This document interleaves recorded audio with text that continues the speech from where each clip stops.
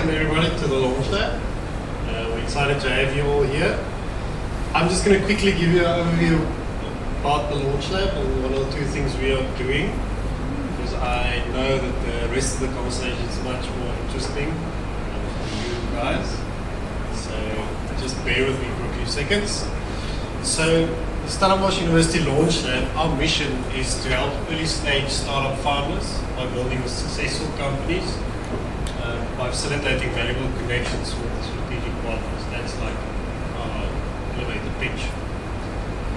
Now, the benefits for startups joining this community is they've got 24/7 access to this space. We've got a caring community, everybody shares their learnings and help each other out. There's professional services, printing, meeting rooms. We've got structured programs. One of the bigger benefits is to be affiliated with a reputable brand. So for a startup to attract a client, it's much easier for LaunchLab first, even more so if Stellenbosch University LaunchLab does.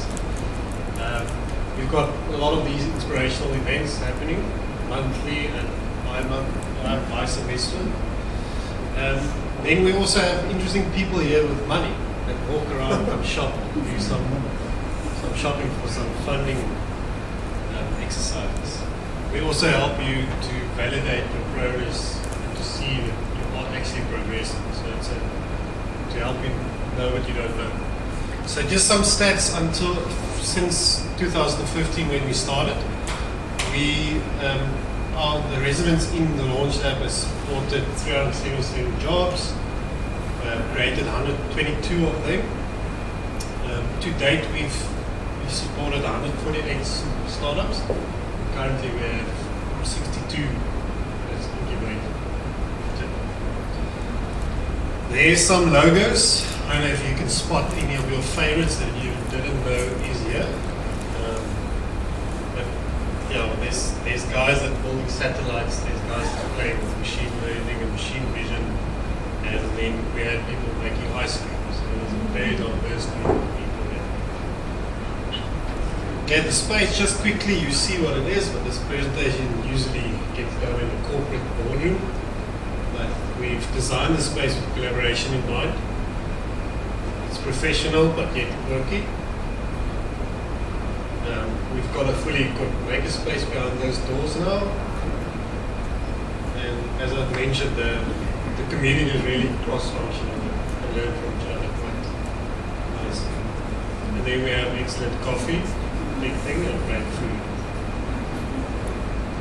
Just something that I want to quickly get into is the corporate innovation. We assist innovation-seeking corporates identify, evaluate, experiment new business models and solutions through startup engagement. Here Chris is from Number Boost. They're busy with Mercedes-Benz building an app that uses machine vision to determine scratches on cars and the value of those repairs. And a corporate would take ages for doing that, they've done it in 3 months or something like that. So just on the corporate side, last year we've had 4 residents invested by LaunchLab clients. We had 8 commercial agreements with the clients, and total prize money paid out was 1.2 million. And we incubated 24 residents specifically for our clients. Since 2015, we've had more than 600 pitches, entered competitions, 13 challenges. We had 52 winners and 12 commercial engagements from those challenges. So what's in it for a startup to enter these competitions? It's access to a corporate. A corporate can give you quick access to a market and quickly scale, something a startup really struggles with. So a corporate has that captive market that can really accelerate you. We're part of a cohort, so people sharing their learnings and supporting each other. A lot of structured programs. It's proven programs that are practical, it helps you build a business, not just education. Then we also have a measurement of the progress, so you know what you don't know, how you're going through that. And then lastly, just so you're all excited now to become this amazing new startup, challenges that's upcoming in the next semester is the InsurTech Challenge from Santa. They're very serious about finding innovative solutions that's consumer facing as well as internally in their own operations to keep the business improving and get them sleeker. Mercedes-Benz is again running a manufacturing challenge. This year they're focusing on really more ideas, more concepts, less advanced startups. So it's a good opportunity for somebody, a graduate or a young professional that wants to change careers and perhaps are interested in getting into Mercedes-Benz in a very innovative, interesting way. And they're looking for anything in their manufacturing plant that can improve efficiencies in logistics or using all the data they have to predict maintenance. Then WineTech they've got a wine innovation challenge. So they're looking for any ideas and technologies to improve products, processes in the wine industry.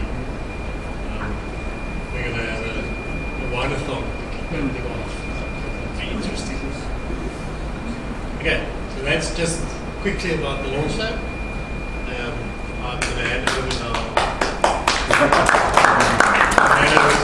He's going to give us an update about what he's been doing in Switzerland. And then I think there's a panel discussion That's right. to follow. This is now over to Jacques. Okay, thanks. Thanks. David? Hello. Okay, good. Just be patient, we just want to set up here. Oops.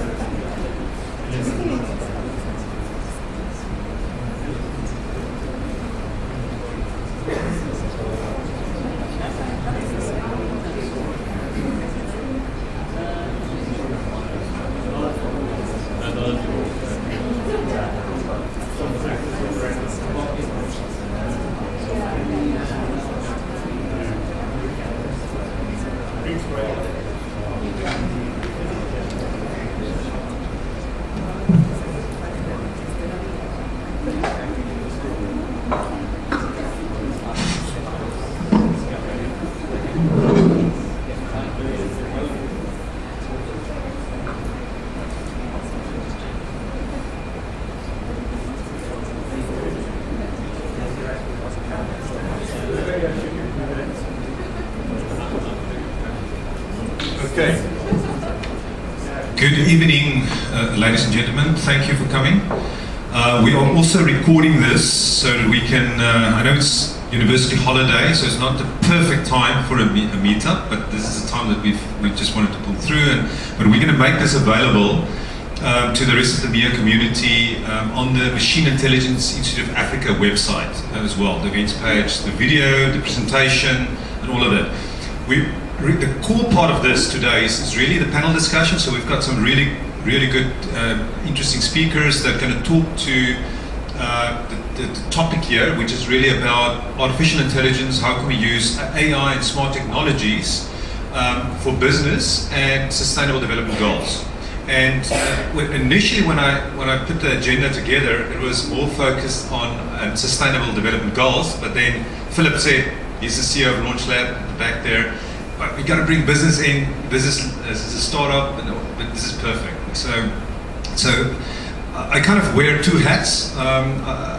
Obviously, the one is around the Machine Intelligence Institute of Africa, which is a non-profit organization that's really is very open. We partner with all other organizations because our vision is really around how to transform Africa through the use of data science, smart technologies, and so forth. And we want to build a community. And we're very excited about the Deep Learning Indaba. Who's been at the Deep Learning? Well, Chris, obviously. But who's at the Deep Learning Indaba X in Cape Town, UCT? There's a few people, yep. And that was an awesome event. And there's a very exciting event coming to Stellenbosch University September. So they expect something like almost 600 people. I think there's about 1,300 people that applied. But then there's another exciting event that's happening just before that. That's the AI Expo, and Nick Bradshaw is here. So, and there's a big workshop that's for free for students and all of that. So you can actually talk more about that as well. So that's pretty exciting as well. So that's for the business community, startups, etc. And we've got a lot of LaunchLab is going to be involved with that as well. But anyway, so a lot of exciting events are coming. So from a MIIA side, we love to collaborate with all these kind of organizations and businesses. There's also something exciting that's happening. You will hear more about this later on. Who knows about Kaggle? Okay. So Kaggle, for those that don't know, Kaggle is and I think it was started in Australia by Australian, but it's based in the US, and it's really around data competitions. It's like an open data platform for competitions. You've got corporates submitting data sets, and they've got these competitions, and they've got data scientists and machine learning and AI people that's participating and vying for, well, there's prize money at stake and all of that. Now Zindy is a platform similar to that for Africa, and it's more focused on African data sets and all sorts of different things. So that's very exciting, and there's going to be an announcement also at the Expo around that. But MIIA is also looking at partnering with them as well. Now, this particular presentation, I was invited by actually two conferences, but I was invited by United Nations organizations. There was a few. ITU, they think it's about International Telecommunications something, but they are involved in organizing a lot of these UN events, and there was most of the UN organizations was represented. And what I'm going to do is just to give you a kind of a little bit of a talk. It's actually already on the MIIA website. The video to this talk that I did there is also available. So here I will just give a shortened version, and we can also keep it very interactive. If we've got questions and so forth, we know there's people that's got knowledge on sustainable development stuff, initiatives and stuff, so we can really engage. But I think when we do the panel discussion, we can sit here and we'll keep it very open. We can keep it super interactive. I'll moderate as well, but you can come in as well. Okay. So the one side is MIIA, the other side is, I've got also an AI company called Cortex Logic, which is an AI engine for business. We sponsor a lot of these MIIA events, but MIIA is open to anyone, any other company that want to get involved. It's there. So we had a lot of events, actually a few events at PwC in Cape Town, one and also at in Joburg at the new offices there at Waterfall, which was fantastic. It was about 100 people there. It was an awesome event. The other one in a waterfront was the same. But IBM is sponsoring hackathons. Chris was actually involved last year. That was a cool event, and you were also in that event. And Alex Conway with you. And But anyway, so we actually want to make a step change as well with MIIA. So it's I think there was a lot of events and there was an hackathon there and so forth. But so you can expect more over the course of the next year, from year on forward. We're looking at a new board, more people involved, and so see if we can play a bigger role. Anyway, back to this presentation. So my personal massive transformative purpose is really around, well, I've built my whole career on AI, and well, I was at Stellenbosch University. I was also a senior lecturer, researcher in AI. I did a PhD in AI at Stellenbosch University, and then went to find my first company called CSN Systems. And yeah, so Philip knows a little bit about that because he was on the board as well with HPD and stuff at that time. But anyway, so at that time it was already about how can you apply AI machine learning to solve business problems. So we started straight away in doing that, and I sold that company to General Electric in 2011. And then I had to work there for a few years, but then started Cortex Logic, MIIA, and there's a few initiatives. So we live in a very interesting world of the Googles, the Facebooks, the Ubers, the Airbnbs. You see a lot of disruption happening. And what we've realized is you need to innovate on the business model level, big time. And everywhere there's data, and there's opportunities to monetize data. And you can use that also for social good, and you can obviously create businesses from that. So that's exactly the space that we operate in, is to say how can we use non-profit organizations and use AI, smart technologies to actually make an impact, but then also from a business side, how can we solve real world problems as well? And sometimes it's working together. So there's a few, we're also looking at working with government, working with non-profit organizations, etc. And to solve bigger problems, you need all the stakeholders as well. Anyway, so that's a little bit about that. So what I did for this, and there's two, it's worthwhile if you're interested to, I've actually posted 2 LinkedIn articles. If you go to just my LinkedIn profile, you can go to articles, but there's one that was on the AI for Good conference, and then there's one on the policies and future strategies, and that was very interesting. That was at the United Nations as well, and there's a lot of feedback there. I'm giving feedback in terms of, and it was just great meeting some of these very interesting people as well. That's already making impact elsewhere in the world. But anyway, at the AI for Good conference, I've just selected a few industries. If you think about the Sustainable Development Goals, you can just Google that as well, the SDGs. There's 17 of them. And what I did was just to say, we are involved in a few others as well. I didn't mention the financial inclusion part, but what we did was to say, let's just focus on health, water, smart education, and smart technology services. And I was participating in the smart cities track. There was 4 tracks. The one was health, the one was on smart cities, but you can read more about that in that article and LinkedIn post. So what I did was just to communicate what's happening in Africa. I was the only African representative. There was some ministers and so forth, but they've invited me as an AI expert to participate, but there was no other people really from Africa on panels or speakers and so forth. So I was just giving some feedback.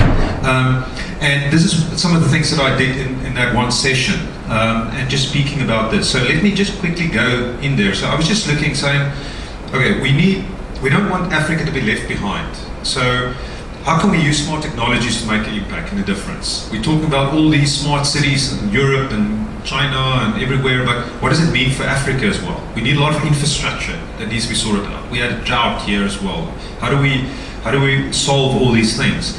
And there's so many things that you can do. So what I did was just to actually just provide a little bit of insight into some of the things that we're busy with. And at least some of the things that I'm busy with as well. And I mentioned the MIIA as well as a community. I mentioned Zindy as well, that will be launched soon as well. And that was all part of the AI community and data platform for Africa. And that addressed more the 17th Sustainable Development Goal around partnerships for the goals. And they realized we live in this world where we need to collaborate. We can't just be isolated, too exclusive. So I think it was Accenture has got a very interesting slide that I typically also talk about, where on the x-axis you've got collaboration, the y-axis you've got innovation, and they've interviewed a lot of companies and organizations. And a lot of companies was really sitting here where there's no real collaboration, innovation, or maybe doing a little bit of collaboration but no innovation, or doing innovation but no collaboration. And where you need to be in this world, where you need to move fast and quick, is right there. We need to do collaborative innovation. That's why if you look at corporates, they need to partner and they need to move quickly as well. Klaus Schwab, the president of the World Economic Forum, said that it's not the big fish that eats the small fish, it's the fast fish that eats the slow fish. So it's really about speed and moving quickly, and that's why agile companies, startups are so important, play such an important role. So one needs to be agile and move quickly. Okay, so yeah, so these are the things that I talked about. So I talked a little bit about water and smart technology services, healthcare and smart education, and this particular slide was just summarizing that. But now, and here is how I mapped it, because this is the things that we've talked about AI for good. It was AI and satellite imagery, is AI and health, AI and smart cities, communities, and trust in AI. Trust is becoming important. Ethics, can we trust the systems? So there was actually a very interesting track, and I wish I could spend more time there as well. But I was involved in the AI and smart cities communities track. And you can look at the example use cases. So with satellite imagery, they talked about show potential of AI to map poverty and aid with natural disasters using satellite imagery. Very interesting session. It also tied in a little bit with the water initiative, because the United Nations Environmental Program, UNEP, they were focused on saying, well, they were saying that they're going to use satellite imagery to create this water platform for the world. Just going to look at it. They want to try and use that as one of the inputs as well. So, but there was so many other use cases as well. Then AI and health, they talked about the opportunity for AI to help achieve universal health coverage. Smart cities is how AI could assist the delivery of citizen-centric services in smart cities. And then trust in AI is about helping achieve transparency and explainability in AI algorithms. So that's getting a lot of research and a lot of focus as well. And I've just mapped some of the things we're busy with to that as well. Okay, so I'll skip some of this stuff. So the MIIA thing, I probably don't need to talk too much about this here, because you can read about this on the Machine Intelligence Institute of Africa website. And there's an events page that you can go through and see all the stuff that's happening. We are signing up partners. Last week I was at a SAS event as well, and they want to get involved with MIIA as well, and they want to partner with Cortex and a few other things as well. So everybody's trying to position themselves, and they realize they need to collaborate and move quickly. We've got also JBRs, joint business relationships with PwC, Deloitte, those type of companies as well, to help to operationalize. And this is just the name of the game. So we're also a Microsoft partner, working with Google, working with IBM, working with these companies as well. But MIIA, they are also supporting these kind of initiatives and see the big picture. This is just showing some of the growth path. And what's quite exciting is we're not only looking at South Africa. So there's a very fantastic initiative by one guy called Bayu in Nigeria. He's the Chief Transformational Officer of MTN in Nigeria, but he founded Data Science Nigeria, and what he's doing there is unbelievable. He's creating a proper ecosystem around data scientists and so forth. And I'm actually going to go to Nigeria, and we're going to have further discussions, and I'm going to further participate there. But we've actually had sessions together and helping one another. They've got big boot camps of 150, 200 data scientists that they put together, and lots of great initiatives there. If you go to the MIIA website, you will also talk, I did this a few years ago, but just looking at what is the problems in Africa. And this speaks to the 17 Sustainable Development Goals. So this was just, you will see this image also on the MIIA website, with just talking about that, and there's some projects listed there as well. We want to actually get projects now properly launched. We've got people from even Tunisia that want to get involved in all sorts of interesting projects. There's Nigeria, Kenya, and so forth. So, so what we are working on is to actually get proper social responsibility investment money. There's a lot of money lying around. We were just busy with a deal of $350 million investment in South Africa, just around social responsibility investment. We're looking at a lot more opportunities like that where we can channel money in the right direction. Okay, this is Zindy, so Kaggle of Africa. So XU Analytics is the other company that's also involved, is actually specifically involved in funding this, so just want to mention that, so you'll hear more about that. So I'll make the slides, well the slides I'll make available on the website, so you can have a look at that. And then I just wanted to mention, we're quite excited about health, and we envisage this kind of multi-sided ecosystem where you've got producers and consumers, and what you need is you need to unlock the value from data and analytics. So, and you need AI and smart technologies to help unlock that. So the typical elements of value exchange is data, insights, applications, analytics, services. And you want to create a whole kind of like an app store type of environment around this. There's a company in the US called 23andMe that's, for instance, selling to some of these, I think Pfizer, or some of these pharmaceutical companies. There's valuable information and data that they can make available, so you can create better drugs. It's all about precision medicine. We're also involved in a startup called Mosaic.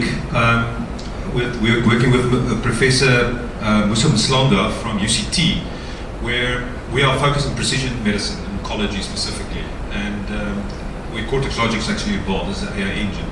And so there's these kind of things happening. But there's a broader ecosystem. It's not just companies. It's the private sector. It's the public sector. There's many things happening. To give you an idea, the South African Medical Research Council, they're busy with the Beijing Genome Institute (BGI) to get sequencing machines as well. So, and if you apply those sequencing machines, you generate lots of data, and you can unlock value from that. But there's many other things happening. Next Biosciences are doing great work as well. But we're looking at getting the universities involved, startups involved. There's non-profit organizations like Geneva. They are digitizing clinical records and all sorts of things. They're a non-profit organization linked with, they work tightly with government as well. But so there's many players, and you need to collaborate with all these players to create those win-win scenarios. Water is a big problem here. So we've created a company called Water Mathematics. That's part of it. That's the solution. You need a whole ecosystem. You need, again, private, public sector collaboration, PPP, that type of partnerships to get things going. So I don't say too much about that, but there's some very exciting things happening there. And maybe the last thing, and I will end off here, is just about, I think we need to disrupt. Education is incredibly important for Africa. Because we want to compete internationally, we don't want to be left behind. It's absolutely critical for us to make sure that that more people get access to education, proper education. And I'm just thinking, there's a lot of kids that's got access to Coursera's and YouTube and so forth. There's a lot of good information there. So there's so much. If you've got access to the internet, I mean, say for instance, we've got a scenario where everybody's got access to the internet. We can leapfrog. So I think we need some disruption in terms of that part of that from a telecommunication perspective. So this is what I think it was 2 years ago, I talked about everyone should have affordable access to the digital world. We need extreme acceleration of 21st century skills. So, and it's two things, apart from the fundamental literacies, it's dealing with changing environments and dealing with complex environments. So our kids need to adapt quickly. We need to adapt quickly. We talk about life-wide, lifelong learning. So those things are very important. And I've got some ideas in terms of smart technology, center of excellences that we need, and all of that kind of stuff. There's so many things. Education needs to be disrupted big time. And I think in Africa we need to do it even faster than anywhere else if we don't want to be left behind. So I think this is something that's really critical, and we need a lot of stakeholders to help solve this. But there's some really exciting stuff going on as well. But yeah, so I'll skip some of this. I just shared some of that, the broader vision around that. Okay, I'll skip some of the Cortex stuff. Yeah, and then the last part was just on smart cities and empowered citizens on the rise. So Cape Town could really be a smart city, probably one of the first really smart cities in South Africa. And we are looking at working with them as well on that front. But there's a lot of players. PwC is involved. There's a few players involved. Anyway, I think I'm going to end here. So I would like to call on the panel. So we're going to have a discussion around Sustainable Development Goals. So we've got people. I think you would need to introduce yourself as well. So Nick, if you can come forward. Orny, Peter, Chris, Helge. We see. I think that's the full panel. So let's just get a. See if we can. If you guys can move. Yeah, just bring a chair. Thanks. Let's move in there.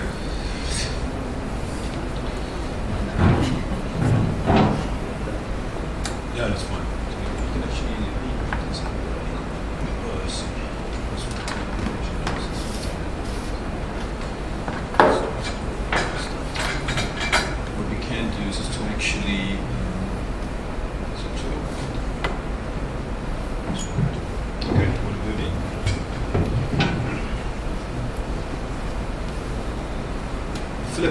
Can we see everyone there with that?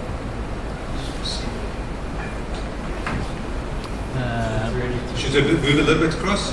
Nick's a little bit on the okay, can maybe move a little bit? Yeah. Okay, let's just get this thing out of the way. Oh, there we go.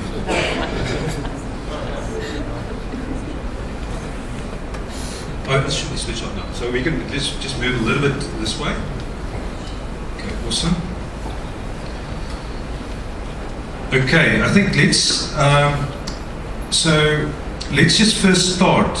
Helge, if you can introduce yourself to what you do and so forth, and then we're gonna everybody just doing that very quickly. So. Hello, my name is Helge. Data science practitioner. I've been doing that for quite a number of years now. I was also at Stellenbosch University at some point. I was in the MIIA lab.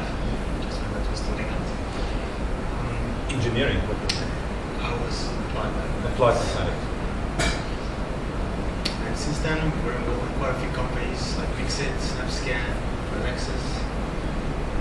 I've got my own little one-man data science consultancy, LaunchLab. These days, I'm fully engaged with a Cape Town company called Hammandshand as a data scientist. Hey everyone, I'm Chris. I'm a nerd at ECT. Currently in my last year of PhD in computational neuroscience.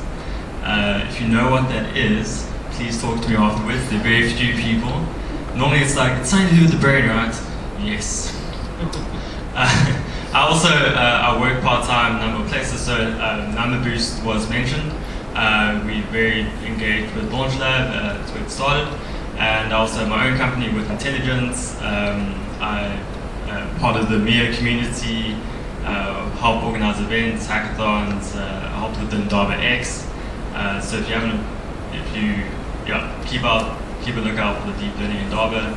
And I do a lot of research on neuroscience-based stuff, and then apply a whole bunch of AI-based stuff. So it's very two different areas of expertise there.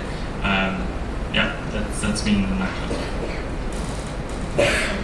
Hi, my name is Peter Wilson. I've got 15 years experience in the geospatial engineering field, working in engineering. And in the last 2 years, I've digressed my career to data science, particularly geospatial data science. And in the last 2 years, we've been working on 3 POCs that are internationally based. We're collaborating with our offices in Melbourne, Australia, and New Zealand. And as of next month, I'm a free consultant, working in geospatial data science and data science environment, and looking for new opportunities. Thanks. Hi, my name's Ani. I am not a data scientist. I am a financier. I came to the artificial intelligence and the blockchain world about 1.5 years ago. I've been in what's called impact finance for almost 10 years. Impact finance or impact investing or socially responsible investing or all the other names that go along with it really looks to see how you can allocate capital towards creating social and environmental outcomes. So I've been working on that for a long time, and to be honest, was slightly frustrated with how far the field had come in what seemed to me a long time, being a very impatient, almost millennial. And so really turned to this world of emerging tech to figure out how I could use these technologies to apply them to the problems that we have in the space. So I teach this. I teach here, or not here. I normally say here because we're here, but this is Stellenbosch. I teach at UCT. I teach at the London School of Economics, and I teach at Oxford University. I'm a fellow at all those universities in impact finance. I have my own consulting company called Intelligent Impact that works with funders, governments, high net worth individuals, foundations, basically anyone looking to apply technologies to impact finance. And what I'm working on right now, which we might get a chance to talk about, is building a global smart funding marketplace for funders to buy social outcomes via the blockchain. Wow. I wanted to say wow. I'm feeling really inadequate. My name's Nick. Yeah, I'm a child of the 70s, so I don't know, maybe up there with Jacques. But I started out as a chemist a long time ago when I had hair. I'm from the UK, married a South African, that's why I'm here. And I'm an entrepreneur. And I've worked in the software industry for 20 years, so I've seen quite a lot of change. I think the last 3 years in this industry has been phenomenally rapid, and I'm very interested in the application of real-world AI, mainly in the business space. I'm also a community builder, picking up on Jacques' observations and comments that progress will be through collaboration and it will come from the bottom up rather than the top down. And we're trying to build with the AI Expo, which is the event we're running in September. That is just one part of a bigger community that we're building. We're trying to make an inclusive community, so everything from students right through to company directors, both from an entrepreneurial perspective but also from big business, bringing investors, bringing other partners. We've got the LaunchLab partnering with us. I think people take for granted that the world of commerce, the buyers know who all the suppliers are, and actually that's not the case. We spoke to a very large organisation here who weren't even aware of the people that can help them locally in South Africa, so they went off to America to find solutions to problems, and when they told me what those problems were, I pointed out a company in Stellenbosch, a company in Cape Town, a company in Joburg that could solve those problems for them. So part of what we're trying to do in our community is educate corporates around what is going on in the startup space, what is going on in the finance space, what sort of models that you can adopt now to get innovation in your organisation, entrepreneurial, radically agile. And so those topics are the things we're talking about in our community, and you're welcome to join. We have a LinkedIn forum called AI Expo Africa. Please join, and hopefully we'll see you in September. Thanks, Nick, and everyone here. So I think so we've got a really diverse group of people here, so which is awesome. So we've got at least two. Well, actually, you're a data scientist as well. You wear multiple hats like I do as well. I love neuroscience, by the way. I think a lot of the breakthroughs in AI will come from computational neuroscience. I think it's got a very important role to play. And Oni, Nick. Well, obviously there's a lot of things that we share as well, but Oni, I want to start with you specifically because I think the topic here is about AI for business, and we started with Sustainable Development Goals.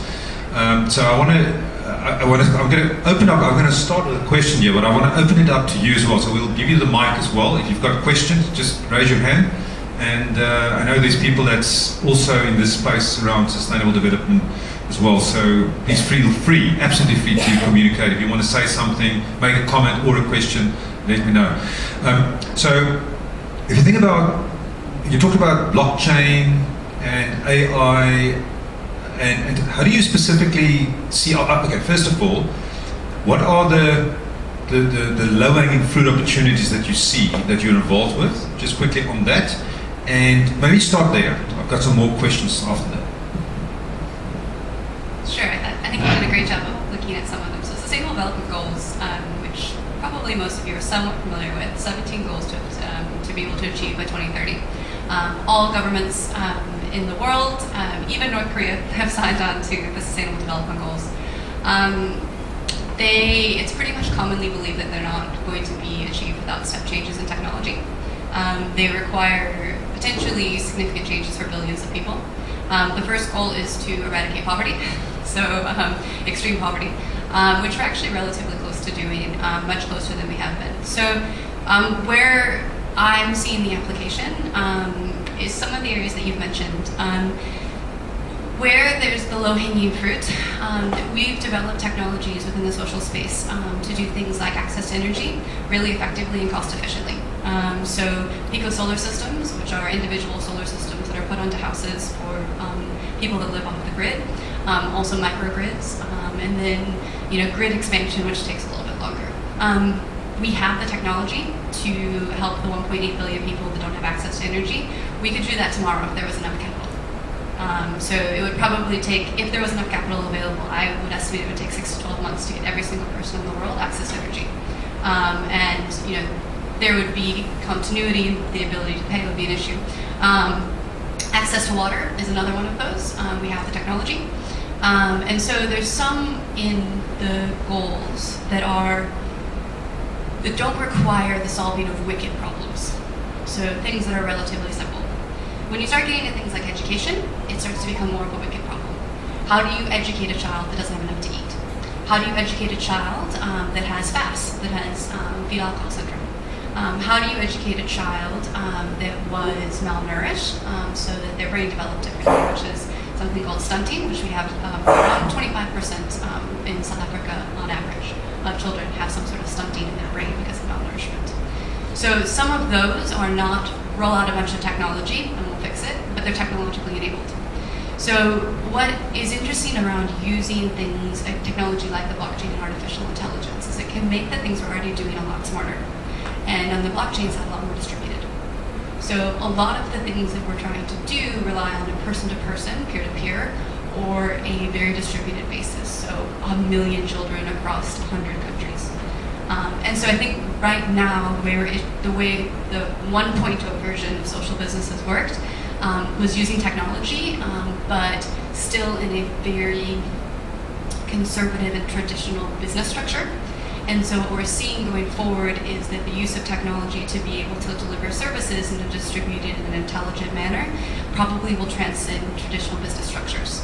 And I think that's what I'm seeing. So there's these kind of pretty easy roll out the technology, we could do universal basic income and essentially eradicate extreme poverty if there was enough capital available, and there is. We could do access to energy, we could do access to water, we could do some of the kind of relatively simple ones, but then the complex ones are going to need very complex technologies, but also a lot of understanding of local communities, and that's where the distributed nature of the blockchain gets really interesting. So empowering individual communities to do conservation, to do things like life on land and sustainable fishing. Instead of having a top-down approach, you can suddenly start to build things completely from the bottom up. Like, the interesting thing about blockchain for me is that it allows you to really do bottom up. So if a community wants to protect their fish in a specific way, they can roll out that intervention. It is not an intervention, it's them managing the fish in potentially a relatively new or very old way. And the outcomes marketplace that I'm wanting to build and in the midst of building would allow funders to pay them via individual digital wallets. So So you could pay individual villagers to be sustainably fished, and then what you would use is a satellite imagery that had an AI-enabled protocol that was able to say there are X number of fish in this specific area today. There are now, 10 months later, or even 2 days later, there are X number of fish. And so you could pay a community into individual wallets based off of the success of an intervention that wasn't a nonprofit coming in and doing something differently. So I think that's where these last mile problems are going to need to be distributed, and satellite imagery, I think, is going to play a role in, 50 to 70% of them. I mean, it's the easiest way to be able to understand if something's happening. I just want to quickly comment on that. Actually, when I was at Geneva, Switzerland, they were talking about putting all the infrastructure in place so they can actually store and manipulate these kind of satellite images. So that's awesome. Well, there's quite a bit of money that's being invested into that. So that's going to play a big role. Nick, if we can just quickly from your perspective, Expo, how do you think about sustainable development goals in terms of what you are busy with as well?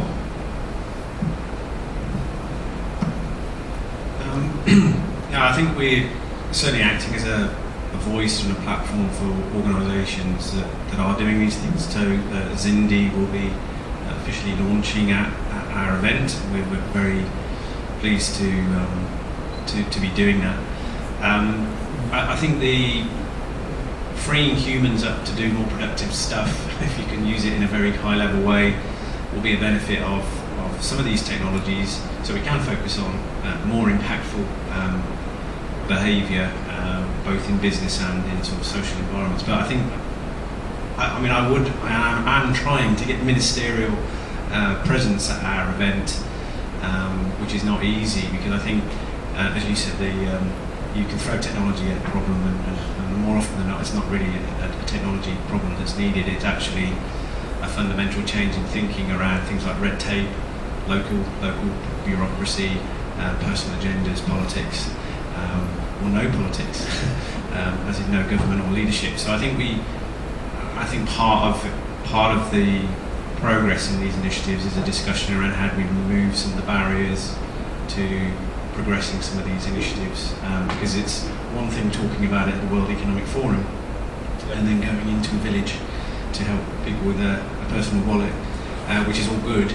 But then if someone locally decides that it doesn't fit in with their agenda, then the whole thing falls apart. So I think having a broad church of people that can have that debate would also be an important aspect to this, and I think we're trying to act as a forum to do that.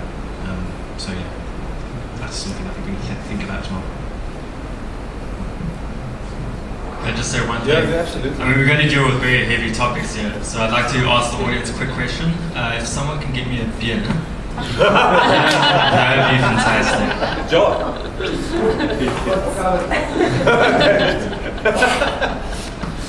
Who else wants something to drink, by the way? Wine, glass of wine, Job, just quickly. Oni, do you want something? I need a blanket. Somebody with blanket? Okay, what about you? Oh, I think there's a question here. Water, just here as well.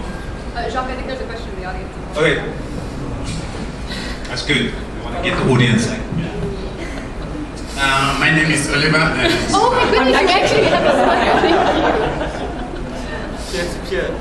Sorry, go for it. I'm literally shivering. I'm so cold.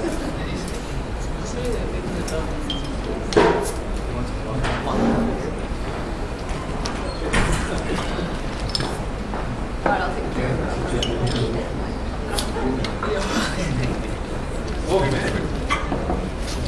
Yes, we're listening. sorry. Okay. I just want to say, before I ask my question, it's a little bit cold. My name is Oliver and I'm from Stellenbosch magazine. It's a division of On the Globe marketing and advertising company. I just have a comment or maybe a contribution to what you say, Nick. In terms, are you saying that is it difficult to get the ministerial people or speakers from the government? And if it's yes, I would like to see you afterwards. I can be able to help. There you go. Yeah, I think it's more a case of talking to the right people. It'll get there, and it'll probably be a last-minute thing. So. Okay, I would like to engage with you afterwards. I can be able to help. Thank you very much for that. You want to say something else or not? Okay, I'm going to get to Peter and then we'll just go in this way. I just want to say, there's some talking about government, there's recently on YouTube, there's a session, there was an AI hearing in Congress, US Congress, that's been published, made available. And the people that was participating there was the director of OpenAI, there was Dr. Fifi Lee from Stanford University, and there was also a government representative, but they had some really interesting perspective about the power of AI for good. They talked about various things. So I don't know if you've seen it. Have you seen it? I'm actually going to post on LinkedIn. I'll post a link to it. It's absolutely worthwhile. It's about 2 hours or something, but it's worthwhile listening to them as well. There's a lot of great content. And even last year there was also hearings, there was 3 actually, where they informed the US Congress about a lot of stuff around AI. But this particular one was very interesting, so it's worthwhile. And I think we need that kind of conversation with all the stakeholders, with government as well. So I know Cyril Ramaphosa talked about these various initiatives, but he talked specifically about the 4th Industrial Revolution. I met with the guy that's on BRICS that's driving that, so there will be discussions, and there are knowledgeable people there as well. But anyway, so there's many things there. Just quick going back, so Uli talked about satellite imagery, and I referenced that as well. And I know, Peter, you've been quite involved because I know at previous MIIA events we've spoken about that. So if you want to maybe talk about that, because it's AI using that, so please elaborate. Okay, so basically for the last 15 years, most of my work revolves around satellite imagery. Basically under the water component or water engineering aspects, water resource modeling, specifically in Africa. So that entails basically determining where to build new dam sites, hydropower stations, sustainability of water basically to people, and 90% then revolves around access to satellite imagery and LiDAR imagery and DTMs.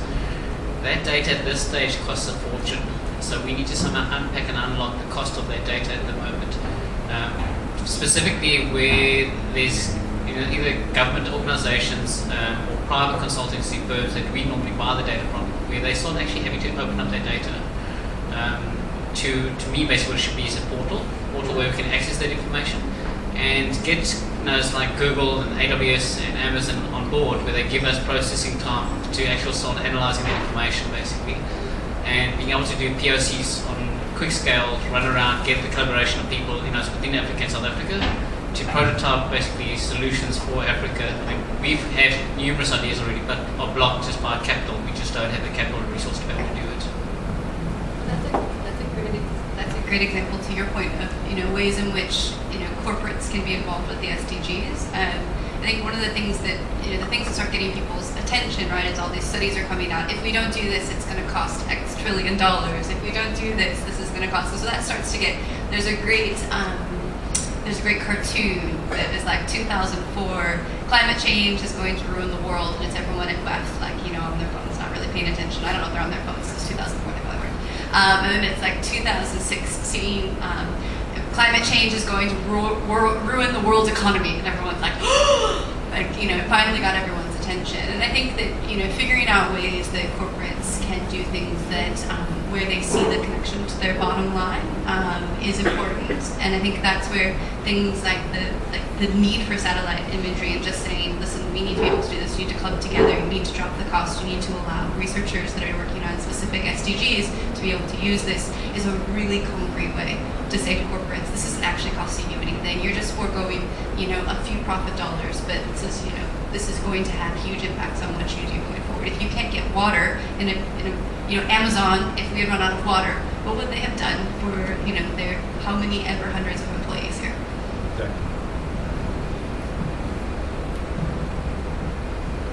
Chris, you want to comment on Sustainable Development Goals and AI for business? I suppose I should, considering I'm on the panel. So let me talk a little about little bit about health, because I'm on the health sciences campus at UCT, and I engage with some of the psychiatrists, psychologists, clinicians there.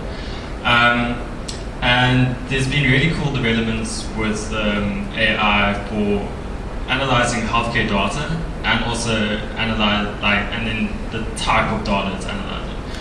So really cool computer vision based ones are pictures of pulmonary disease, so lung disease, and analyzing whether they have like infection, basically TB, for example. And the challenge with AI, especially with computer vision, is, I mean, a lot of these are trained on something called ImageNet with millions of images, right? But now you have a sample size of 100, and you have patient data, so you can't just use everyone's, right? So I think, I think a platform needs to come into play where patients can opt in to share their data to ultimately enable this AI to be trained across different cohorts as well, because some of these methods, these don't have to be advanced neural network methods either. Even support vector machines, machine learning method. This is like what they use in psychiatry, and it works really well because there's such low amounts of data, right? So but then what they'll do is it'll be per country or per city. And now something that you've developed that works for Cape Town won't work for Johannesburg because of weird peculiarities that you didn't pick up. Or something that works in Northern European countries aren't going to work in Africa at all because of weird genetic differences, right? So I think more needs to be done in terms of actually getting good quality data that's shareable. But also, the algorithms themselves are also being rapidly developed in order to overcome these limitations, right? So even though you would need a few thousand images typically for a neural network computer vision mechanism, you can augment the data in various complex ways in order to try get something that's better. So you hack around a bit and hopefully it works out. But I also want to talk about the access to healthcare as well. And they've already started piloting tech projects in general. And I'm pretty sure they use some rudimentary AI to prioritize people in a hospital setting. So normally you have to wait a few hours at public hospitals. And then if the time runs out, then you go home and you hopefully get back in the queue earlier tomorrow. But now a few systems are coming out where they're actually trying to basically prioritize people better and also make sure that they're informed all the steps of the way. Because a large barrier to technology is people's understanding of it. So it's all well and good saying this will help you, but if they can't see the benefit or if they don't understand what it's doing, it's a black box. That's a term thrown around a lot. If it's a black box to them, they're often afraid of it or they don't want to deal with it. And this is applicable to most people. The tech industry, and where many people here are riveted by tech, we're kind of the exception, but there's proportionally few of us compared to the rest of society. So we just have to bear in mind those sorts of changes. One final thing on something called VULA. Very good, please. Yeah, so they do eye inspections for using a smartphone with a greater camera for rural communities, and then those can be analyzed or sent back to a person in the city who has better resources. So, but what's going to be happening with these advanced AI techs is it won't have to be sent back necessarily, and it obviously depends on the domain. You get the app that can detect skin cancer, for example, to a relatively high degree, but you kind of need a doctor's opinion if your camera resolution is really low. But these sorts of technologies, I think, are going to be very empowering for access to healthcare and also the analysis of healthcare as well, to make that more efficient and people more eager to engage and not be so afraid of healthcare and algorithms that are analyzing all their data. People are surprisingly precious about their DNA. We're not that good at cloning. So I think that's what 23andMe does. So, right. Yeah. Thanks, Chris. That's great. Just touching on some of. A couple Well, questions. Questions, priority. I think my question is more on the geospatial design. So, just the background for South Africa essentially is we have metropolises, Durban, Joburg, and Cape Town, where majority of our population is concentrated there, and it causes spatial issues, which I think it's a main cause of poverty. And my question is more around how can we then use the geospatial design or the AI to then fix those kind of issues, and maybe expanding economic zones outside of just those three metropolises, maybe looking at agricultural methods and way that you can use to create economic zones outside of those countries, those provinces, and then maybe on the industrialization front, looking at warehousing, how can you then create opportunities using space in order to drive the economy, essentially. You want to take that one? I'll probably be a lot shorter than Peter. He seems really eager to go. So at Numberboost, we actually have a geospatial tool, and one of our clients, we basically had insight that they would go into a town if they had a pet store. And that was the approximation for, was it economically built enough to have a pet store, then they could have this other product that we were doing. So there's a whole bunch of like different approximations that you can have and relationships you can have. And a weird one is current systems kind of do, if it has this here and our system works, then if it has it there, then our system probably also works. There's a whole bunch of like middle ground between that you can't infer by direct comparison. So you kind of have to go to this like advanced vector space or manifold where you start to interpolate between them. I apologize if this doesn't make sense, but pretty much what you do is you find properties rather than actual data points, right? So what do these data points have in common? What do these data points have in common? And then find another place that has most of them in common but not necessarily the same, and then implement it there. And it's most likely going to work even though it's not exactly the same. There's enough similarity in this weird abstract space that you can actually apply these things. But a lot of it isn't being done now because you kind of see like it needs to have physical components, and projecting to this extra space I think would be very advanced. And they already do it in other sorts of domains, but I think adding it to geospatial would be very beneficial. Okay, so a lot of my work also involves around urban planning. Colleague still that also sitting in the audience as well, basically is a geospatial engineer at Oricon. And we have developed basically quite a few modules for urban planners. We run large-scale NUS projects, so it's formalization of informal settlements throughout South Africa. And we've developed basically, it's called service area analysis capabilities, where we analyze the infrastructure within the surrounding settlements and determine the viability of formalizing that settlement or the relocation of the individuals within the area. So we actually analyze each individual social facility within the surrounding area plus the infrastructure, and look at the population basically and growth going forward. So it's not solely just looking at the sense of just building a new house, it's about the viability of sustainability of those individuals living in that area. So it's through South Africa, so it's not just the metropolitans. We work basically through all the municipalities in South Africa, so it's also agricultural, very small, it's basically settlements out on the outskirts of urban areas. And we analyze that impact using spatial information basically to derive what is sustainable for those people living in that area and sense of economic growth. There's also some really interesting work being done. So satellite imagery can actually give you the health of the soil when we're talking about agricultural perspective.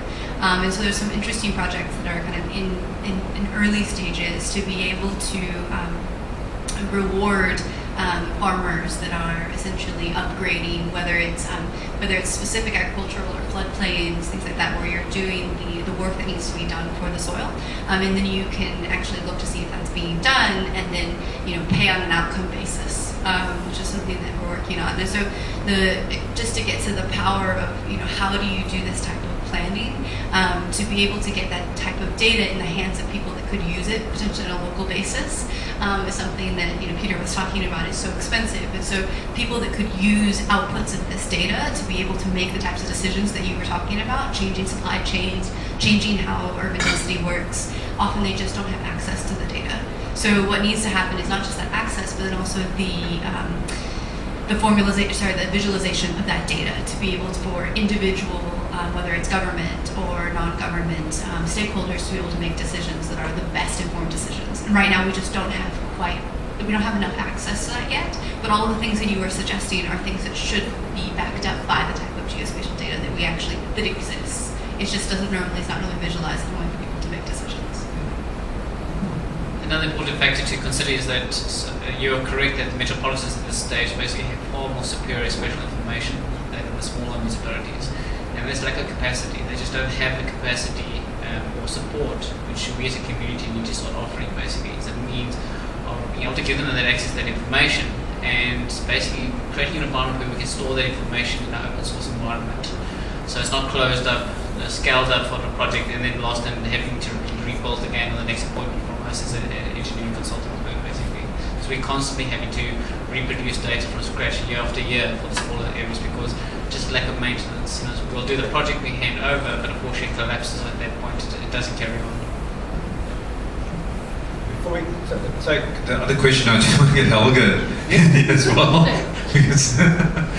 So, just Helge, from your perspective, I know you've been doing some really interesting data science work in financial services sector and insurance and all sorts of different things. But can you maybe just talk about AI for business and things that you are doing, and also if there's any reference to sustainable development goals? You're most welcome. Sure. That's it. Be brief. Much like you, I've kind of dedicated my career to data science and to artificial intelligence. And the reason I've done that is because I think it's a technology with immense amount of potential to solve a lot of important problems and help a lot of people. At the end of the day, I think that's what technology is kind of meant to do, and to make our lives easier. So if I don't have to drive my car anymore myself, then that frees up my mind to think about sustainability problems, focus on my family, or read books or anything. And I think the interesting thing there is kind of AI is sort of a software discipline, and I usually think about it in terms of sort of economics of software. Software have a tendency of just driving prices to absolutely nothing. So think about communication, for instance. It used to be very expensive to make calls, especially if you wanted to do abroad. With technology, that the cost has come down. We had SMSs, which were more expensive. With instant messages and WhatsApp and things, we can now message anywhere in the world. It costs absolutely nothing, and we can do it as much as we like. So I think if we can have a similar thing happening in, say, healthcare, where everybody gets access to excellent healthcare, the best you can buy today, at a very low cost, and AI can contribute to that, I think that would be a very good thing. Same thing with education. We know these things are massive problems, where a lot of people don't have access to very good health care and education, and those that do often have to pay a lot for it, and it's only available to those who can afford it. So I think that's definitely where